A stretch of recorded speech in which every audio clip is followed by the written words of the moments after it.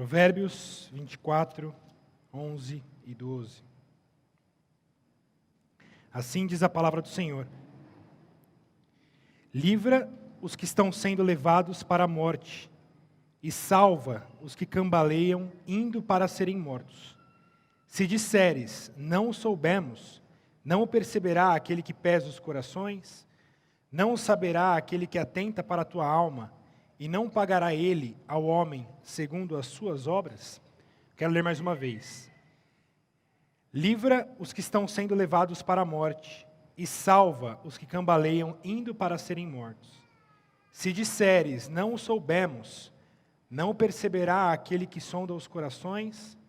Não saberá aquele que atenta para a tua alma, e não pagará ele ao homem segundo as suas obras? Vamos orar. Senhor, obrigado pela tua palavra, por mais uma vez termos o seu texto diante de nós, para sermos instruídos e exortados pelo Senhor. Fala com a tua igreja e usa essas palavras que acabamos de ler para a edificação do teu povo, Senhor. Em nome de Jesus. Amém. Você provavelmente já ouviu aquela frase que diz: quem cala, consente. Mas hoje eu quero provar para vocês que quem cala não apenas consente, mas é também conivente.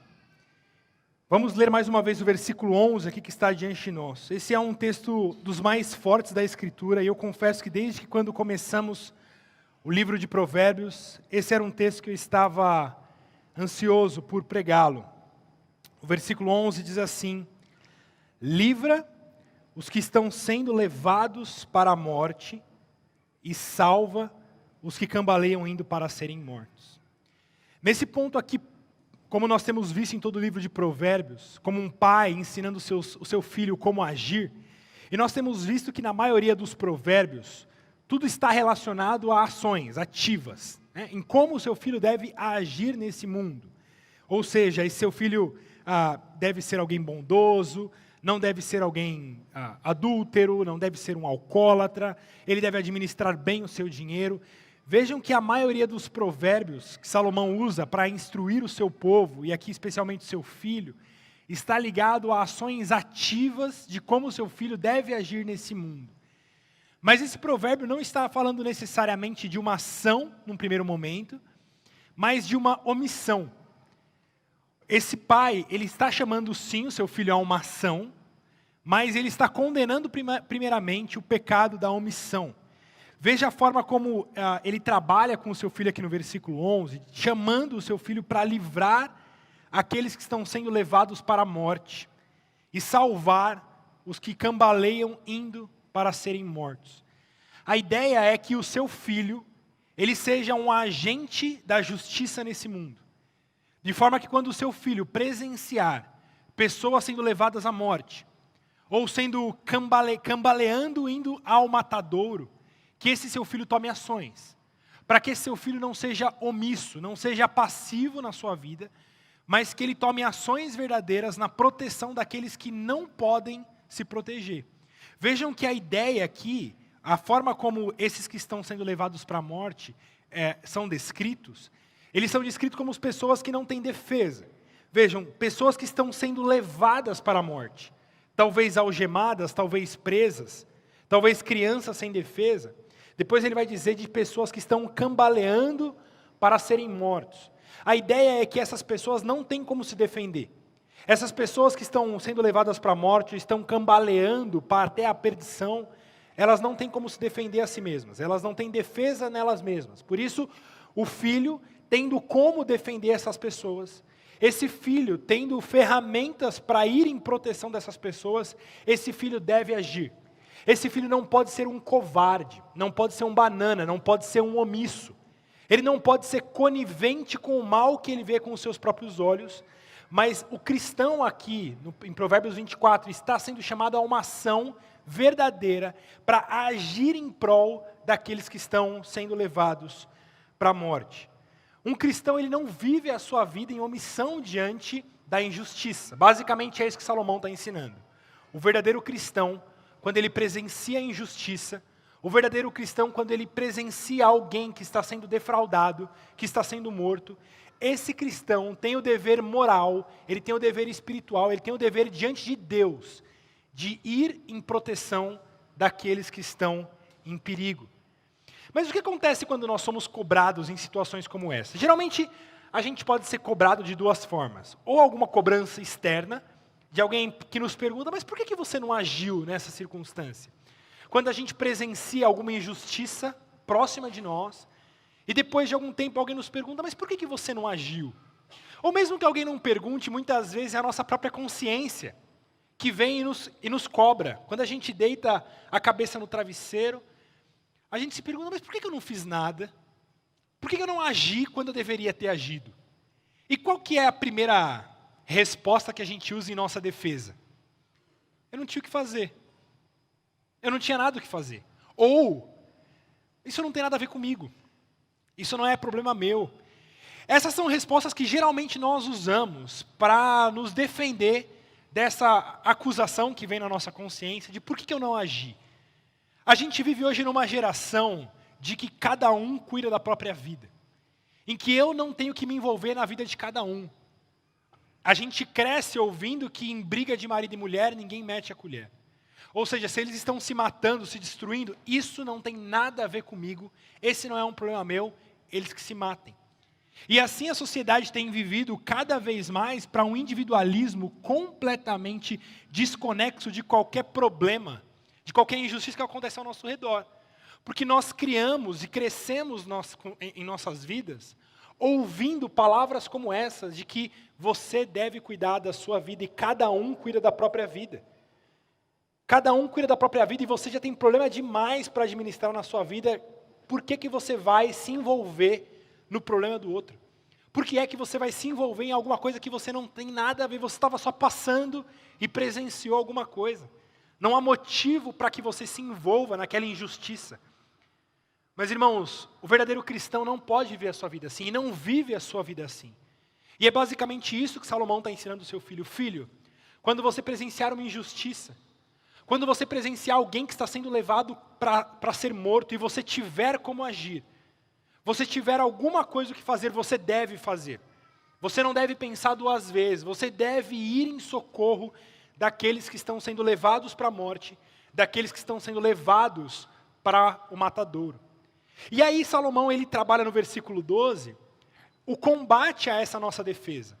Veja o que ele diz no versículo 12, ele diz, mas se disseres, não o soubemos, ou seja, eu não sabia, eu não percebi que era exatamente isso, eu não me liguei que era uma injustiça. Salomão está dizendo, se vocês disserem que não sabiam, não o perceberá aquele que pesa os corações? Não o saberá aquele que atenta para a tua alma? E não pagará ele ao homem segundo as suas obras? O que Salomão está dizendo é, filho, você está dizendo que você não sabia? Você está dizendo que você não percebeu essa injustiça?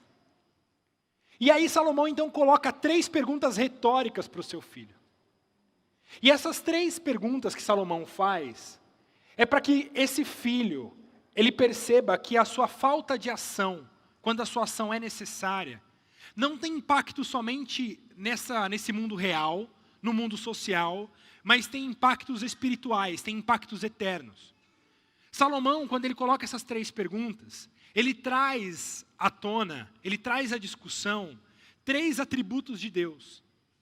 3 atributos de Deus que mostram para o seu filho a necessidade que ele tem de agir diante da injustiça. Eu quero que você veja comigo cada uma dessas 3 perguntas. A primeira pergunta que Salomão faz é, não perceberá aquele que pesa os corações? Você está dizendo que você não sabia. Você está dizendo que você não tinha nada o que fazer, mas filho, será que Deus, que pesa os corações, que conhece o seu coração, ele acredita nessa sua mentira? O atributo que Salomão apela aqui é o atributo da onisciência de Deus.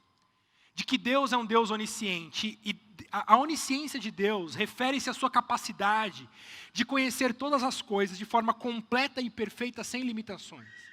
De forma que Deus conhece o seu coração mais do que você mesmo conhece. O salmista vai dizer que Deus conhece as palavras antes mesmo delas saírem de nossas bocas. Não há absolutamente nada que esteja oculto aos olhos de Deus. E o que Salomão está chamando é a testemunha do próprio Deus diante daquilo que o filho está dizendo. Filho, está dizendo que você não agiu diante do injustiçado porque você não sabia? Meu filho, Deus conhece seu coração. Deus conhece todas as coisas, Deus é onisciente. Será que Ele não sabe, aquele que pesa os corações, aquele que conhece os corações, será que Ele acredita nessa sua história? O segundo argumento, a segunda pergunta que Salomão faz ao seu filho, é uma pergunta que traz à tona agora o atributo do zelo de Deus.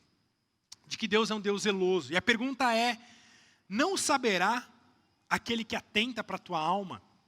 A ideia aqui de atentar para a sua alma tem a ideia de zelar pela tua alma, de cuidar da tua alma. O que Salomão está fazendo aqui é, filho, o teu Deus cuida de você. O nosso Senhor, Ele zela pela tua alma, Ele protege você, Ele cuida de você. É sério que você está usando como argumento para não ir em resgate do injustiçado o fato de que você não sabia, de que você não percebeu, de que você não tinha nada o que fazer? Deus é um Deus zeloso. E Deus cuida da tua própria alma. Como que você não cuida e não vai em resgate dos outros necessitados? Se o próprio Deus é um Deus zeloso e cuidadoso, e Ele preserva a tua vida, como é que você também não age, não vive preservando a vida daqueles que estão ao seu redor? Em Isaías capítulo 49, Deus dizendo ao seu povo, Ele vai dizer, olha, acaso uma mulher que está amamentando pode esquecer do seu filho? Nós temos muitas mulheres aqui que amamentam. A pergunta de Deus é, uma mulher que amamenta, ela pode de repente esquecer que tem um filho? Ela não se esquece. Mas olha, mesmo que isso em algum momento pudesse acontecer, eu, o Senhor teu Deus, jamais esqueço de vocês. Não há absolutamente nenhum segundo da nossa existência que Deus, por um momento, se esqueça de nós. Mas o caráter de Deus é que Ele é um Deus zeloso pelo teu povo. Ele cuida do seu povo, Ele preserva o seu povo, Ele protege o seu povo, Ele vai em resgate do seu povo. Esses salmos que temos lido continuamente nas aberturas do nosso culto mostram esse caráter de Deus. Um Deus que nos protege dos nossos inimigos, de muitas ciladas que estão ao nosso redor que nós nem vemos, mas Deus nos protege. A Escritura vai dizer que Satanás está ao nosso derredor, querendo nos devorar, mas é a mesma Escritura que diz que os nossos anjos estão ao nosso redor. Se Satanás está ao nosso derredor, os anjos de Deus estão ao nosso redor, nos protegendo, nos guardando, como o exército do próprio Deus enviado para preservar o seu povo, para guardar o seu povo. Deus está dizendo, Deus é um Deus zeloso. Como é que você está usando como argumento de que você não tinha nada o que fazer? Será que você se esqueceu de quem Deus é? E o terceiro atributo que Salomão puxa aqui à tona é o atributo da justiça de Deus. Quando ele faz a sua terceira pergunta no versículo 12. Ele diz, e não pagará ele ao homem segundo as suas obras? Filho, Deus vai retribuir cada um segundo as suas próprias obras. E essa é uma pergunta que reflete o próprio atributo da justiça de Deus. De que Deus é um Deus justo. E Deus, Ele não suporta a injustiça. De forma que, da mesma forma como Deus não suporta a injustiça, o julgamento que Deus colocará ao mundo será um julgamento justo, em que cada um pagará segundo as suas próprias obras. Salomão está dizendo, filho, Deus é um Deus justo. Deus é um Deus justo, como é que você não pode agir com justiça diante da injustiça? Como é que você pode fechar os olhos diante de pessoas que estão sofrendo na tua frente? E você quer usar como argumento que a tua vida é a tua vida e você só cuida dela. De que você não tem nada a ver com o problema do outro. Saiba, meu filho, que cada um prestará contas a Deus. E cada um será retribuído de acordo com suas próprias obras. Vejam que o trabalho de Salomão aqui, como eu disse, é elevar os olhos do seu filho. É fazer com que seu filho perceba que a sua atuação nesse mundo não tem impacto somente nessa vida, mas tem impactos para além dessa vida. O que Salomão está fazendo aqui é que a nossa fé, irmãos, ela não pode ser uma fé restrita aos nossos cultos. A nossa fé não é uma fé restrita aos nossos cânticos, ao tipo de playlist que você tem no Spotify, ao tipo de livros que você lê. Mas a nossa fé cristã é uma fé que muda na prática a forma como nós agimos na sociedade. É uma fé que impacta a nossa forma de ver o mundo, a nossa cosmovisão. De forma que a maneira como nós vivíamos antes da fé, de forma alguma pode ser a forma como vivemos após a fé. E uma fé verdadeira, uma fé que converte corações, uma fé que envolve corações, ela não vai ficar somente no âmbito doutrinário. É muito comum que as pessoas, quando conhecem a teologia reformada ou vêm à igreja reformada, elas nos caracterizam porque temos uma doutrina singular, uma doutrina forte. Essa é uma igreja que tem uma doutrina muito forte, uma doutrina muito específica.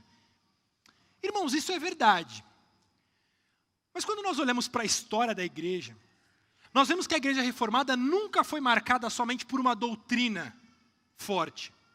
Mas eles foram marcados sempre por uma doutrina forte e por uma forma de viver completamente piedosa diante dessas doutrinas. A forma como a igreja reformada viveu, a igreja cristã viveu, sempre foi uma forma transformadora da sua sociedade. Nunca foi somente uma questão de doutrina. É uma doutrina um pouco... Não. A forma como cristãos viveram a sua vida na história da igreja foram formas que impactaram de forma real a sociedade. Por quê? Porque entenderam que a fé não é meramente coisas que nós acreditamos. Não são somente livros que nós colocamos em nossas estantes ou pontos em nossa doutrina que nós elencamos. Mas absolutamente tudo aquilo que nós cremos tem impacto na vida real. E é isso que Salomão faz. Filho, se você conhece a Deus, se você conhece os atributos de Deus, você não pode ficar omisso diante da injustiça. Vejam, irmãos, a importância de estudar os atributos de Deus. Nós não estudamos os atributos de Deus para termos um compêndio de atributos, para quando tivermos numa conversa culta, você tenha lá uma lista de 38 atributos de Deus e saiba explicar um por um. Os atributos de Deus, eles ganham significado quando nós descansamos nesses atributos. Quando nós passamos a viver de acordo com esses atributos. Se eu sei que Deus é um Deus zeloso, eu vivo a minha vida com mais zelo. Se eu sei que Deus é um Deus de justiça, eu vivo a minha vida com mais justiça. Vejam que as doutrinas, quando elas realmente ganham significado na vida do crente, não são quando essa pessoa sabe falar as doutrinas. Não são quando alguém consegue explicar essas doutrinas de forma sistemática, mas é quando essa mesma pessoa é impactada na sua vida real por essas doutrinas. Quando nós sabemos que alguém realmente entendeu a palavra do Senhor, não é que essa pessoa consegue explicar, mas essa pessoa passa a ter um casamento diferente. A sua criação de filhos é diferente. A sua forma do trabalho é diferente. Por quê? Porque ela foi impactada por doutrinas eternas. Doutrinas que transformaram não somente a sua mente intelectual, mas transformaram a sua forma de viver o mundo. Transformaram o seu coração. O que Salomão está dizendo é, filho, se você é um crente de verdade, se você é um cristão de verdade, isso não pode ser só de palavras. Isso não pode ser somente atributos que você conhece de Deus, mas isso deve refletir na sua vida prática, indo em resgate daqueles que estão sendo levados para a morte. Meu filho, você é instrumento de Deus para ser bênção para essa geração. Você precisa ser usado como instrumento de Deus dentro da sua responsabilidade para transformar o seu ambiente onde você vive. Porque senão, irmãos, a nossa doutrina ela não vale de absolutamente nada. Se for somente para a gente ficar conversando sobre grandes atributos de Deus, grandes doutrinas doutrinárias, mas sem que isso impacte de forma real a forma como vivemos, isso não vai passar de um exercício meramente intelectual que não traz valor nenhum para as nossas vidas. Mas quando de fato entendemos a fé cristã, quando de fato entendemos quem Deus é, nós devemos mudar a forma como vivemos. Em síntese, Salomão está ensinando que uma pessoa não pode usar a desculpa da ignorância para evitar a responsabilidade de ajudar outra em necessidade. Se nós conhecemos quem Deus é, se nós conhecemos a palavra de Deus, se nós somos cristãos, nós precisamos ser os primeiros agentes de justiça nesse mundo. E quando nós olhamos para o mundo, irmãos, os cristãos têm sido omissos na sua forma de atuação nesse mundo, na sua forma de justiça nesse mundo. Os cristãos cada vez mais se omitem, se calam diante das injustiças. E aí quando olhamos para os níveis de transformação cultural, vemos que todo o movimento político anticristão, todos os grupos de luta contra a fé cristã estão cada vez mais fortes, estão cada vez mais poderosos, cada vez mais unidos, e os crentes estão em guerrinhas dentro da trincheira. Irmãos, é tão triste quando nós abrimos o Facebook, abrimos o Twitter, ou o que é que seja, e vemos cristãos, mesmo entre cristãos reformados, jogando flechas dentro da trincheira, se matando mutuamente. Nós temos uma guerra a ser travada contra o nosso inimigo. Nós temos uma multidão de exércitos anticristãos querendo vir nos devorar. E eles, com todas as suas diferenças, estão unidos contra nós. E nós, sabe o que estamos fazendo? Atacando flechas entre nós mesmos. Matando o nosso combatente que está ao nosso redor. Em que há sim diferenças entre nós. Há sim diferenças de entendimento, de doutrina. Mas veja, irmãos, nós estamos do mesmo lado da trincheira, avançando o reino de Deus. Talvez com diferenças escatológicas diferentes, talvez com interpretações da realidade diferentes. Mas, irmãos, nós estamos desse lado da trincheira.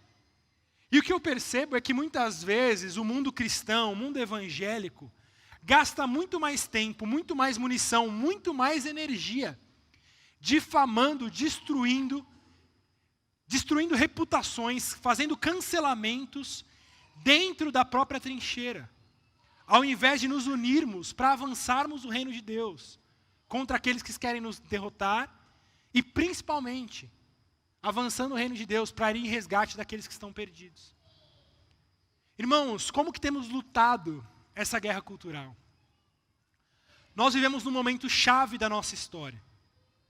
Não é novidade para ninguém que a cada ano que passa, essa guerra cultural está mais forte. Não vai demorar muito para que vários de vocês comecem a perder empregos em grandes empresas, porque não vão se submeter a usar uma camisa de orgulho gay. Não vai demorar muito para que os filhos de vocês não possam ser educados dentro de uma cosmovisão cristã, porque o Estado vai impor uma agenda única de educação. Não vai demorar muito. E eu não estou aqui trazendo nenhum tipo de maluquice apocalíptica. Não, irmãos, isso está diante dos nossos olhos. Mas sabe qual que é o problema? A igreja não está preparada para lidar com esses embates culturais que estão ao nosso redor. Porque quando nós vemos uma injustiça diante dos nossos olhos, sabe o que nós dizemos? Isso não é comigo. Estão perseguindo os pais educadores, estão querendo perseguir os pais de homeschooling. Que bom, meus filhos estão na escola. Isso não tem nada a ver comigo mesmo. Estão querendo proibir ou exigir que todos os funcionários usem lá uma bandeirinha de orgulho gay. Que bom, né? Porque eu sou autônomo. Isso não tem nada a ver comigo mesmo. E vejam, e cada vez que isso acontece, nós nos omitimos mais, nós não agimos como povo de Deus, que batalha de forma consciente essa guerra cultural, essa guerra de promoção da justiça, de promoção da verdade, e cada vez mais nós vamos perdendo terreno. Mas, irmãos, quando nós olhamos para a história da igreja, nós vemos que a história da igreja é marcada por cristãos que de fato transformaram a sociedade. Lá no cristianismo primitivo, os primeiros cristãos, quando esses cristãos estavam no meio de Roma, o Império Romano era um império completamente anticristão. Os valores do Império Romano eram valores completamente anticristãos. Isso se mostrava de forma ainda mais clara na forma como os romanos atribuíam valor a mulheres, crianças e escravos. Que na mentalidade romana, tanto mulheres, quanto crianças, quanto escravos, eram propriedade do homem livre romano. De forma que ele tinha direito de fazer com mulheres, crianças e escravos absolutamente tudo o que ele quisesse. E aí os cristãos entram nessa cultura, e qual é a postura dos cristãos? cada um na sua, né? Não tem nada a ver comigo. Eu mesmo não vou fazer isso, mas eu não posso julgar o outro. Quem sou eu para dizer que o homem livre romano não pode fazer o que ele quiser com a mulher dele, com o filho dele e com o escravo dele? Mas não foi isso que os cristãos fizeram, irmãos.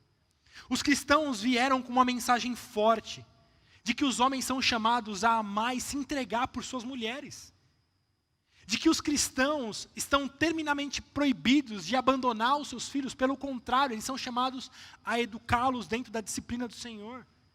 Os cristãos condenavam veementemente o tráfico de pessoas e chamavam os senhores a cuidarem dos seus servos como irmãos em Cristo, como pessoas que são portadoras da própria imagem de Deus. E o que nós vemos na história é que quanto mais cristãos apareciam em Roma, mais os valores cristãos eram difundidos no Império Romano. De forma que, aos poucos, essa ideia de que mulheres, crianças e escravos são propriedades do homem livre, se perderam completamente. E os valores cristãos entraram no meio da sociedade. Mas por que entraram? Porque os cristãos proclamaram a verdade e agiram de forma coerente com a sua fé. Quando nós olhamos mais recentemente, no século XVIII, nós temos o papel fundamental de cristãos na luta pela abolição da escravatura. Nós temos nesse contexto a história de um personagem importante chamado John Newton. John Newton foi um ex-capitão de um navio negreiro. Ele era, como eu disse, capitão que transportava negros para serem levados para a Inglaterra e serem então distribuídos por toda a Europa. John Newton, ele foi alcançado pela palavra do Senhor. Ele foi alcançado pelo Evangelho e foi convertido. Posteriormente, ele se tornou um pastor reformado e grande escritor de hinos. Inclusive, ele é o autor do hino Amazing Grace, ou Maravilhosa Graça, um dos hinos mais conhecidos em todo o mundo. Que, aliás, a melodia de Amazing Grace, ela é inspirada no canto que John Newton ouvia dos seus escravos enquanto eram transportados. Os escravos no navio cantavam, sussurravam uma melodia que é chamada de um lamento negro, e essa melodia perseguia a mente de John Newton, de forma que quando John Newton se converte, ele então escreve essa letra, usando essa própria melodia do lamento negro, em que John Newton diz: graça maravilhosa, quão doce o som que salvou um miserável como eu. Eu estava perdido, mas fui encontrado. Estava cego, mas agora vejo. Foi a graça que ensinou meu coração a temer e a graça aliviou meus medos. Quão preciosa é essa graça que se revelou para mim no momento em que eu criei. Mas vejam, irmãos, que o impacto do Evangelho na vida de John Newton não era meramente algo guardado ao seu intelecto. Mas John Newton passou a agir intencionalmente e dedicou a sua vida pela abolição da escravatura. Poucos anos depois, John Newton influenciou um jovem chamado William Wilberforce. William Wilberforce era um cristão que foi pastoreado por John Newton, foi mentoreado por John Newton. E William Wilberforce se tornou um político britânico e foi usado por Deus como líder do movimento para abolir o comércio de escravos no Império Britânico. Essa luta que só encerrou em 1833, quando pelo trabalho principalmente de William Wilberforce, eles assinaram um ato de abolição da escravatura que libertou todos os escravos do Império Britânico. Vejam, irmãos, um homem alcançado pelo Evangelho, esse homem influencia um outro jovem, e esse jovem então ele é usado por Deus para libertação de vários e vários escravos por todo o Império Britânico. Se você quiser assistir, conhecer um pouco mais dessa história, é um filme chamado Amazing Grace, bem bacana, que conta a história de William Wilberforce. E se nós olhamos para a história da igreja, nós temos vários e vários e vários outros exemplos de como cristãos verdadeiros impactaram a sua sociedade de forma relevante. Lutero, na Alemanha, com a reforma protestante, trouxe não somente uma reforma espiritual, mas uma reforma social, educacional para toda a Europa. João Calvino, em Genebra, a sua doutrina não permaneceu somente na igreja, mas o seu trabalho foi usado para a transformação de várias leis injustas que havia em Genebra, de forma que Genebra se tornou um modelo para todo o mundo como uma cidade cristã. Abraham Kuyper em Amsterdã e o seu grande papel para a promoção da educação. Charles Spurgeon e sua esposa Susana. Eu não sei, Spurgeon é famoso por suas grandes pregações, mas Spurgeon e Susana fundaram vários orfanatos. Além disso, vocês não sabem, Susana Spurgeon, ela sofria de uma doença que muitas vezes a impedia de acompanhar o seu marido no seu ministério. E ela permanecia em casa. E Susana começou a perceber muitos pastores carentes, de locais afastados, que não tinham acesso à boa teologia. E Susana, da sua casa, fundou o chamado Fundo do Livro, em que várias pessoas financiavam esse Fundo do Livro. E Susana, então, distribuía literatura cristã para pastores pobres, igrejas pobres, que foram alcançadas por boa teologia e tiveram toda a sua igreja transformada pelo poder do Evangelho. Susana era doente, acamada, mas foi usada por Deus para transformar várias e várias igrejas ao redor da Europa. Bonhoeffer, na Alemanha, que dedicou a sua vida e literalmente perdeu a sua vida para impedir o avanço de Hitler.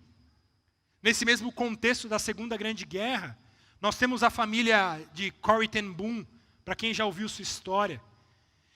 Essa família que era pertencente da Igreja Reformada Holandesa, e eles usavam a sua própria casa no Haarlem, lá na Holanda, como esconderijos para judeus que estavam fugindo da perseguição. E eles usavam a sua casa não somente para guardar esses judeus, mas também para a evangelização desses judeus.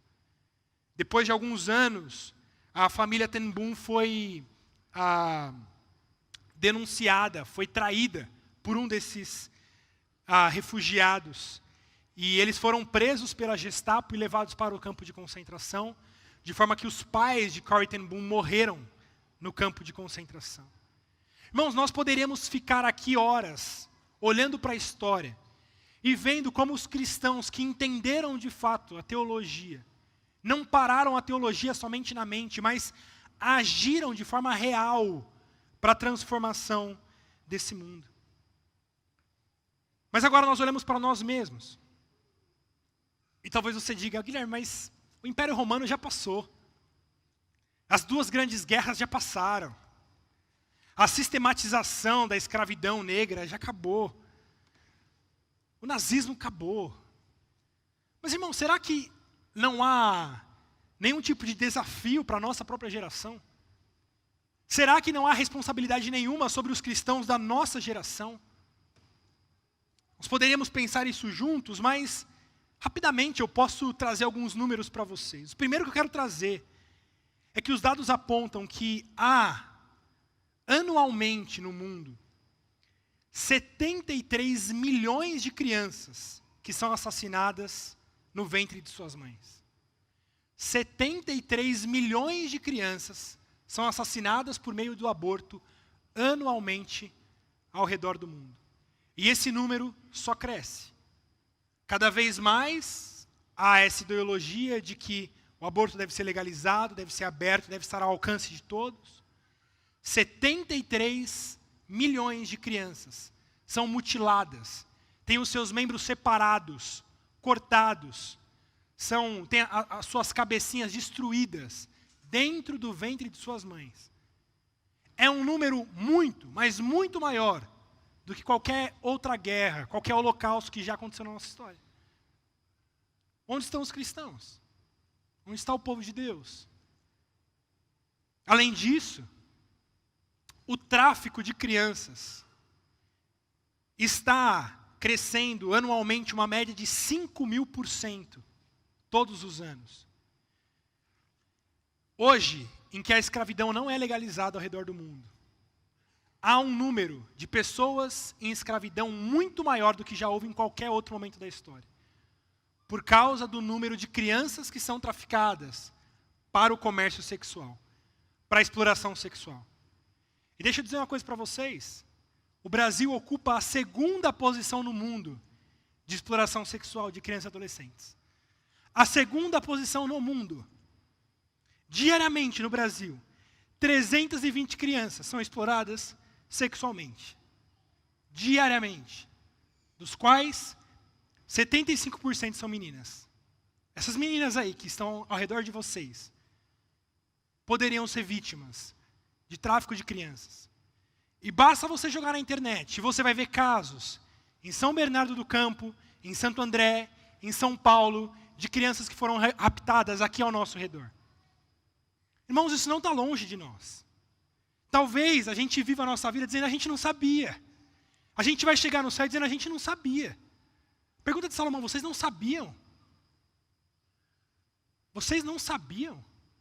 Será que o Deus que sonda os corações vai aceitar essa resposta de vocês? Será que o Deus que zela pela alma de vocês, que cuida da alma de vocês, que entregou o seu próprio filho para resgate de vocês, vai aceitar essa desculpinha de que vocês não sabiam? De que vocês não tinham nada para fazer?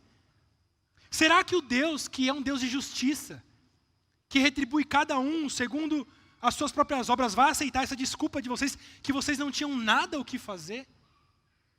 E a gente está perdendo tempo no Twitter, atacando pastor X ou pastor Y. Ao invés de estarmos agindo nossa vida de fato, colocando em prática as doutrinas, as convicções teológicas que vieram à nossa mente, vivendo de forma transformadora em nossa cultura. A pergunta é, qual que é o nosso papel como igreja em 2024? Qual é o papel dos cristãos comissionados pelo Senhor para serem agentes de transformação cultural onde vivem? Irmãos, como eu disse, quando nós olhamos para a história da igreja, os cristãos sempre foram marcados por serem pioneiros na adoção de crianças, na instituição de escolas cristãs, faculdades cristãs, hospitais, orfanatos, ir em resgate dos mais pobres, das crianças, dos órfãos, das viúvas. E aí, sabe o que acontece na nossa geração? A gente terceirizou isso para as ONGs. E essas ONGs estão completamente tomadas por ideologias marxistas, de forma que os cristãos não têm mais qualquer impacto cultural relevante, de transformação cultural em nosso tempo. Irmãos, até quando a nossa fé, até quando a nossa teologia vai se resumir a posts no Instagram? Até quando a nossa teologia vai se resumir a cortezinhos que nós jogamos na internet? E não será agente real, de transformação real na forma como nós vivemos nossa vida, usamos nosso dinheiro, o nosso tempo, a nossa casa. Mas talvez você diga, Guilherme, mas veja, você usou exemplos de Lutero, de Calvino, de Spurgeon, de Corrie ten Boom, de Susana. Quem sou eu perto dessas montanhas de Deus? Eu não posso fazer nada. Eu não tenho a relevância de um William Wilberforce. Será, irmão? Será que essa não é mais uma desculpa que nós usamos do modelo do eu não sabia? Lembre-se que o reino de Deus avança não por meio de poucas pessoas extraordinárias, mas por meio de muitas pessoas comuns. O reino de Deus avança não por meio de poucas pessoas fora da curva, mas por meio de muitas pessoas comuns. Irmãos, Lutero, não foi Lutero que fez a reforma protestante. Lutero talvez tenha seu nome marcado na história, mas havia uma igreja, um povo caminhando junto. A abolição da escravatura não foi feita por um homem, mas havia uma igreja unida. A luta contra o nazismo, a luta em proteção das mulheres e das crianças do Império Romano não foi feita por um ou por dois, mas eram por cristãos vivendo a sua vida real, sendo agentes de transformação na sua cultura. Por isso, não se esconda atrás de uma biografia desconhecida dizendo, mas eu não tenho força, eu não tenho impacto social. Não, você como cristão é responsável sim para ser um agente de transformação na cultura onde você vive. A pergunta é, como isso acontece? Como isso deve acontecer?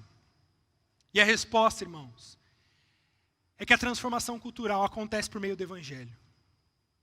A transformação cultural acontece por meio do Evangelho e é aqui que muitos evangélicos se perdem. É aqui que muitos evangélicos erram completamente na sua ação.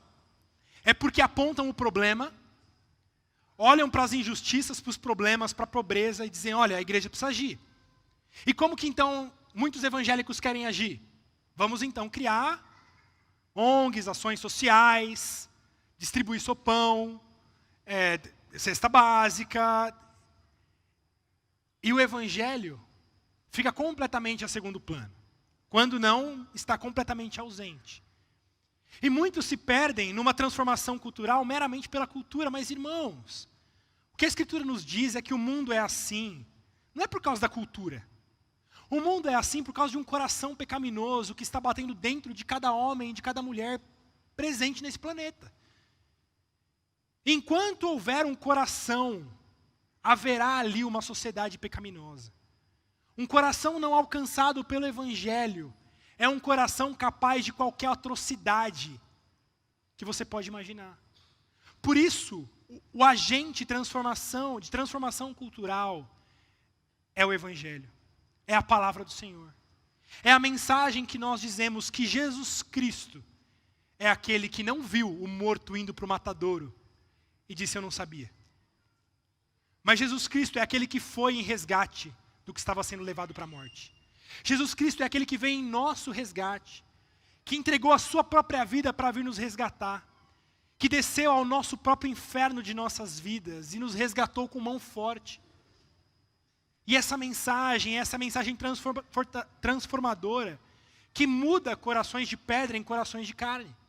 É essa mensagem, a mensagem do Evangelho, que faz com que olhos mudem, com que cosmovisões mudem.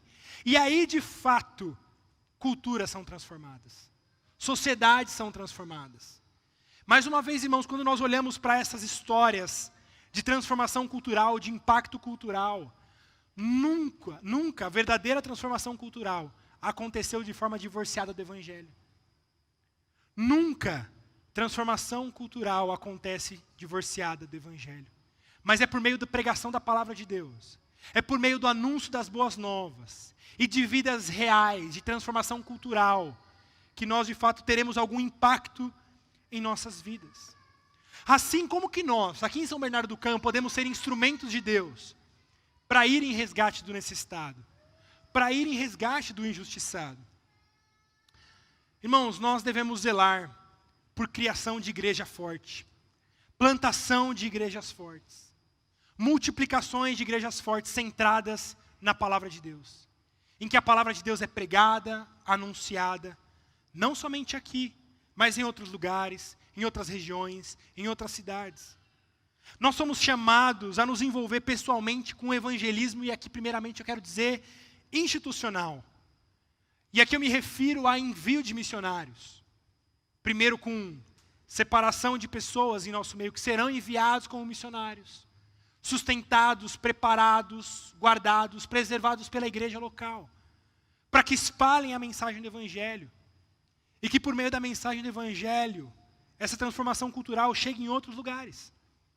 Mas também a igreja deve estar envolvida no evangelismo pessoal, de forma que cada membro da congregação, ele vive a sua vida anunciando as boas novas do Evangelho. Irmãos, se nós queremos agir de forma real, na transformação cultural, ir em resgate do injustiçado, nós precisamos que essa mensagem do Evangelho alcance o maior número de pessoas. Veja, talvez John Newton não tivesse a força política para acabar com a escravatura que William Wilberforce teve. Mas John Newton podia evangelizar William Wilberforce. Ele podia edificar a vida de William Wilberforce. Se William Wilberforce teve a exposição política para trazer essa transformação, talvez você não tenha o seu nome marcado na história de ser um grande agente de transformação do Brasil. Mas, meus irmãos e minhas irmãs, quando nós educamos os nossos filhos na disciplina do Senhor, quando nós anunciamos o Evangelho para o nosso vizinho, para um amigo, para um colega de trabalho, e esse Evangelho alcança corações, transforma corações, de forma múltipla, de forma geométrica, esse Evangelho se espalha cada vez mais e alcança mais corações. Nós devemos também ser, como eu disse, agentes de edificação de famílias centradas no Evangelho, com criação de filhos que crescem na sabedoria do Senhor. Essa igreja já é um exemplo de transformação cultural pelo simples fato de haver muitas crianças entre nós. Numa sociedade em que metade da população virou homossexual, o que sobrou de heterossexual não quer deixar nenhum tipo de legado. Quem quer deixar legado quer ser pai de pet, e quem não quer ser pai de pet quer ter filho, quer ter um, e Deus me livre ter dois. Ou seja, essa igreja já é exemplo de Deus, de transformação cultural, de famílias que não têm medo de filhos, famílias que entendem que são usados por Deus para expandir o reino de Deus também por meio de seus filhos. Mas, irmãos, não basta ter filhos. Não basta ter filhos se você não é um pai que pastoreia a sua casa. Um pai que faz culto familiar com a sua casa. Que ensina aos seus filhos na admoestação do Senhor. Fazer filho é muito fácil. Encher de filho no mundo é muito fácil. Se fosse assim, o tal do Catra lá está à frente de todo mundo aqui em cosmovisão cristã. Mas não é fazer filhos que faz de alguém um agente de transformação cultural. Mas é quando nós criamos filhos na disciplina do Senhor. Quando nós ensinamos nossos filhos a amarem o Senhor. E nós fazemos como Salomão, dizendo: filho, você como um cristão, também é chamado a agir quando você vê injustiça. Nós também podemos ter impacto na vida de crianças, não somente dos nossos filhos, mas também na vida das crianças que estão ao nosso redor. Talvez você tenha sobrinhos, sobrinhas, que vivem debaixo de pais não cristãos, mas que você pode trazer à igreja com você todos os domingos. Irmãos, quantos testemunhos eu já ouvi, de pessoas dizendo: olha, eu não nasci numa família cristã, mas eu tinha um tio cristão, uma tia cristã, e essa tia me levava para a igreja. Esse tio me levava para a escola dominical, me levava para o culto, e lá eu conheci o evangelho. E muitas vezes, sabe o que acontece? Essa criança alcançada pelo evangelho, ela alcança também os seus pais. Será que você também não pode fazer isso? Alcançando os seus sobrinhos, talvez vizinhos, priminhos, que você pode trazer para ouvir do evangelho. Porque talvez alcançar os pais seja mais difícil, mas alcançar os filhos não seja tanto. E você pode ser usado como instrumento de Deus para alcançar essas pessoas que serão usadas para a promoção do evangelho. Mas nós também podemos agir, irmãos, por meio da adoção. Por meio da adoção de órfãos, como o maior símbolo visível da nossa própria adoção em Cristo Jesus. Que o nosso Pai nos adotou em Cristo Jesus. Irmãos, mais uma vez, quando olhamos na história da igreja, a igreja sempre foi pioneira no cuidado dos órfãos. Órfãos sempre foi algo comum no meio das igrejas, e aqui de forma mais específica no meio de igrejas reformadas. Onde estão os órfãos da nossa geração? Com pares homossexuais, com casais completamente perdidos por aí. Mas onde está a família nisso? Onde estão as famílias cristãs? Onde está a igreja de Deus? Envolvida ativamente na adoção de órfãos. Mas nós somos bons em desculpas. Mas é que no Brasil é muito difícil. Mas a documentação é muito complicada. Pois é, mas tem um monte de gente conseguindo. Tem um monte de gente na fila e chegando a sua vez. E sendo usado como perversidade para acolhimento dessas crianças órfãs. Mas onde está a igreja de Deus envolvida nisso? Não está. Simplesmente não está. Nós também podemos agir no financiamento de crianças para que saiam de escolas públicas e vão estudar em colégios cristãos, tirá-las de ambientes terríveis para a sua criação, que possam usufruir de uma educação cristã. Irmãos, a gente poderia continuar aqui com vários e vários exemplos de como que nós devemos agir como transformadores da nossa cultura. Mas o que eu quero deixar com vocês é o chamado de Deus, de que nós como cristãos devemos agir ativamente para ir em resgate daqueles que estão sendo levados para a morte. Livra aqueles que estão sendo levados para a morte. Livra. E se você disser, eu não sabia, se você disser, eu não tinha o que fazer, fale isso diante de Deus. Lembre dos atributos de Deus e fale isso diante dele. Vamos orar. Senhor, obrigado pela tua palavra. Obrigado pela tua instrução, pela tua exortação. Nós clamamos a ti que o Senhor nos abençoe por ela, Senhor. Que o Senhor use o teu evangelho para transformar os nossos próprios corações. Essa mensagem de que Cristo Jesus é aquele que veio em nosso resgate, que não nos deixou caminhar rumo à morte, em direção à morte, mas veio em nossa direção. Que essa verdade não apenas mora em nossas mentes, mas de fato transforme nossos corações e nossas vidas. Para que anunciemos, não somente com palavras, mas com uma vida que reflita essa mensagem maravilhosa do Evangelho que chegou até nós. Usa nossas vidas, ó Deus, usa nossas vidas para ir em resgate daqueles que estão sendo levados para a morte. Que não sejamos omissos, que não sejamos coniventes, que não sejamos covardes, mas que como cristãos verdadeiros, corajosos e fortes, a exemplo da história da igreja, de tantos personagens bíblicos, sejamos fortes e corajosos para avançar o teu reino diante de tantos inimigos que há do Senhor soltos por aí. Que a tua graça esteja sobre nós. Em Cristo Jesus que nós oramos. Amém.